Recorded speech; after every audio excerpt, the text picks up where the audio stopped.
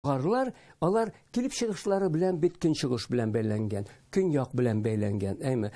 Алар элек-электән инде гарәп хәлифәлеге белән бәйләнештә торганнар, белгәннәр һәр хәлдә анда ислам дине барлыгын. Археолог, тарихчы Фаяз Хуҗинның Болгар дәүләте турында сөйләгәннәрен сәгатьләр буе тыңларга була. Фәнни эшчәнлегенең бер юнәлеше дә Идел буе Болгар археологиясе һәм тарихы. 9 гасыр, 10 гасырның башлары шул Ибн Фатлан килгән чорга тикле. Бу бит Болгар дәүләтенең оешышыры.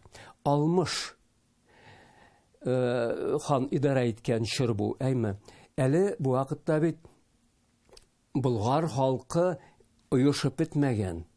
Менә шул көньяктан килгән кабиләләр, алар арасында болгарлар үзләре, суварлар, биләрләр бар, бәрәнҗәрләр бар, берсула, барсиллар бар, эсегиллар бар. Менә аларны берләштерү өчен хәзер инде безнең ханыбыз төрле юллар эзли. Ул әлбәттә исламны белгән генә түгел, бу вакытта инде Ибн Фатланга кадәр ислам динендә тоткан. Исламны кабул итү кискен бурылыш чоры була ди Фаяз Хуҗин. Бердән шәһәрләр барлыкка килә, шәһәр булгач сәүдә гөрли. Болгарлар электән сәүдә иткән. Ага базар көнчыгыш Европаның сәүдә үзәгенә әйләнә. Ислам цивилизациясе барлыкка килә. Архитектура исә мәчетләр салына.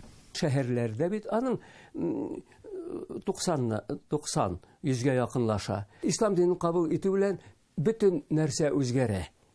Мәдәният үзгәрә. Аннан соң яңа законнар килеп чыга. Ислам диненең бит үзенең шәригать законнары бар.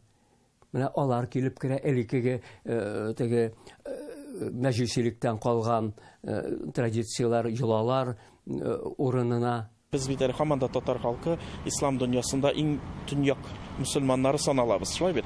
Менә ул вакытлар өчен төшенек, Урта Азия һәм гарәп дәүләтләре Иранда ислам үтеп кергән була, әмма алар арасында күпме күчмән, христиан, башка диндә булган, ислам диненнән ерак торган халыклар, дәүләтләр булган, әйме. Менә Идел Болгары исламда туктала. Моны Идел Болгар дәүләте һәм сияси катлам, ул аны ниндидер бер сияси бер шундый бер акт ясыйсы килгән була һәм бәйсезлек китерергә. Болгар дәүләтендә ислам дине кабул ителүе турында хәбәр бөтен мөселман дөньясына тарала, кызыксыну арта. Ислам галимнәре төрле чыганакларда Болгарны телгә ала. Безнең чыганаклар һәм бигрәк археологик чыганаклар буенча карыйбыз. Инде бик кыска вакыт эчендә 11 гасырның башына, ягъни 100 елда үтми арада бөтен Идел Болгары тулысынча 100% диярлек, менә болгарлар мөселман халкы, болгарлар яшәгән җирдә тулысынча мөселманнар. Әйтик, дуңгыз сөякләре юк. Каберләр тулысынча мөселманнар буенча. Ягъни бу 10 гасыр эчендә дәүләт моны утырта алган.